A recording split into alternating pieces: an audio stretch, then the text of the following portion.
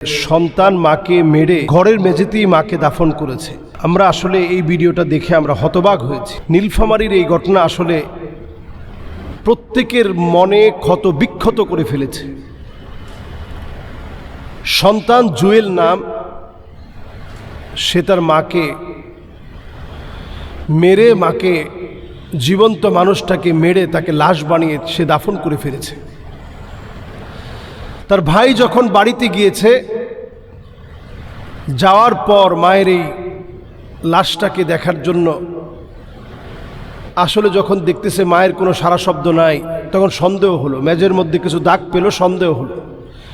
সন্দেহ হওয়ার পরে ঘুরে দেখে, পুলিশকে খবর দেওয়ার পরে ঘুরে দেখতেছে যে মায়ের গলিত লাশ। এই হচ্ছে এখন সন্তানদের কাছ থেকে মা বাবার প্রাপ্য অধিকার।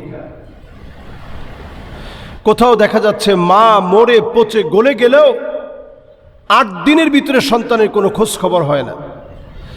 কোথাও সন্তান নিজেই মাকে নিজ হাতে মেরে ফেলতেছে, অথচ বেশি দিন দূরে না, আজ থেকে 20-30 বছর আগে মা বাবার সম্মানটা এমন ছিল, মা বাপ যেই জায়গায় ঘুমাতো ওই জায়গায় সন্তান না বসতে বললে বসতো না।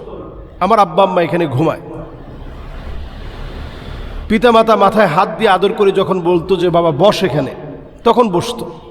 এর আগ পর্যন্ত দাঁড়িয়ে থাকতো। প্রত্যেক পিতামাতাই সন্তানের প্রতি প্রাপ্য কিছু অধিকার পাও না। এই অধিকারগুলো যদি কেউ না দেয়, আল্লাহর আদালতে আল্লাহ তাআলা আপনার দিকে তাকাবেন না। লা ইউকাল্লিমুহুমুল্লাহ, আল্লাহ কথা বলবেন না। ওয়ালা ইউযাক্কিহিম, আল্লাহ দয়া দেখাবেন না। ওয়ালা ইয়ানজুরু ইলাইহিম, আল্লাহ তাআলা ওই লোকটার দিকে দৃষ্টিও দিবেন না। কার দিকে দৃষ্টি দিবেন না? যেই লোকটা পিতামাতার সঙ্গে অমানবিক আচরণ করেছে, জুলম করেছে, নির্যাতন করেছে, তার দিকে আল্লাহ তাআলা কিয়ামতের দিন তাকাবেন না, কথা বলবেন না, দয়া দেখাবেন না। এই পৃথিবীতে আমরা আর কি চাই বলেন? এই পৃথিবীতে যাদের উদ্দেশ্যে, যাদের কারণে আমরা এই পৃথিবীতে আসতে পেরেছি, আলো দেখেছি, এই পৃথিবীর সৌন্দর্য আমরা পেয়েছি, আজকের এই শিক্ষা, আজকের এই যোগ্যতা যাদের কারণে অর্জিত হয়েছে, একজন বাপ তো সে হয় 3 বছরে যে ছিঁড়া জুতাটা নিজের জন্য প্রয়োজন বোধ করেন না নতুন একটা জুতার, সন্তানকে লাগলে কয়েক জোড়া জুতা কিনে দিতে পারেন। নিজে না খেয়ে হলেও যিনি জমিয়ে রাখেন, তিনি তো বাপ। অনেক সময় আমরা এই কথা বলে ফেলি যে আব্বা আপনি আমারে কি দিছেন, আপনার কাছ থেকে কি পাইছি। এটা বলার পরে বাপ হয়তো বদদোয়া দেয় না, বাপ শুধু এটা মনে করে যে আল্লাহ কতদিন আমি অটোতে উঠি নাই, রিকশায় উঠি নাই, শুধুমাত্র আমার সন্তানের জন্য 10টা টাকার ভবিষ্যৎ আমি রেখে দিয়েছি, যে আমার সন্তানটা এই টাকাটা দিয়ে ভালো চলবে। সেই মা বাপকে যদি সন্তানের হাতে মারা যেতে হয়, এটা কিয়ামতের ভয়াবহ আলামত।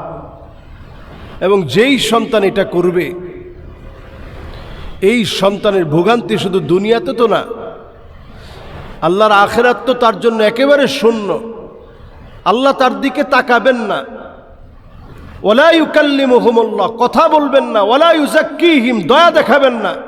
ওয়ালা ইয়ানজুরু ইলাইহিম, তার দিকে মায়ার দৃষ্টিতে আল্লাহ তাকাবেন না। সেদিন আল্লাহ যদি দয়া না দেখান, যাওয়ার কোনো জায়গা নেই। প্রিয় ভাইরা, পিতামাতার সঙ্গে উত্তম আচরণ এখন থেকে শেখা উচিত। আমাদের শিক্ষাঙ্গনে অনেক রকমের শিক্ষা আছে, কিন্তু দিন দিন আমাদের কাছ থেকে এই সুন্দর আচরণের শিক্ষা উঠে যাচ্ছে। মা বাবার সঙ্গে আচরণ কেমন হবে এটা আমরা ভুলতে বসেছি, একেবারেই আমরা ভুলে যাচ্ছি।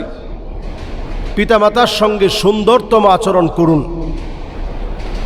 হেসে হেসে পিতামাতার সঙ্গে কথা বলেন। বৃদ্ধ অবস্থায় এক কথা বারবার রিপিট করে আপনি রাগান্বিত হয়েন না। আপনি এরকম ছোটবেলায় অনেক বলছেন, কেন? মা কিন্তু রাগান্বিত হয় না, উত্তর দিয়েছে। এটা কি? 100 বার বললেও মা মনে করতেছে আমার বাচ্চা শিখতেছে। এজন্য পিতামাতার সঙ্গে ধমক দিয়ে কথা বলেন না। পিতামাতার কাছ থেকে দোয়া নেওয়ার চেষ্টা করেন। খেদমত করতে পারলে নিজের জীবনের সেরা সম্পদ বলে মনে করবেন। যে আমার বটবৃক্ষটাকে আমি অন্তত খেদমত করে দিতে পেরেছি। খাওয়াতে পারলে মনে করবেন অনেক কিছু জীবনে অর্জন করেছেন, যে আমার মাকে আমি একটা লোকমা খাওয়াতে পেরেছি, আমার বাপকে একটা লোকমা খাওয়াতে পেরেছি।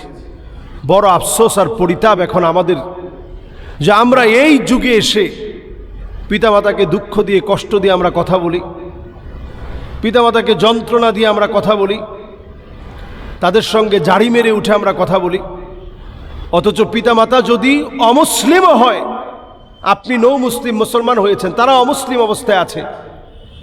হাদিস বলতেছে, কোরআন বলতেছে, ও সাহিবুহুমা ফিদ দুনিয়া মারুফা, আপনাকে সুন্দর আচরণ করতে হবে।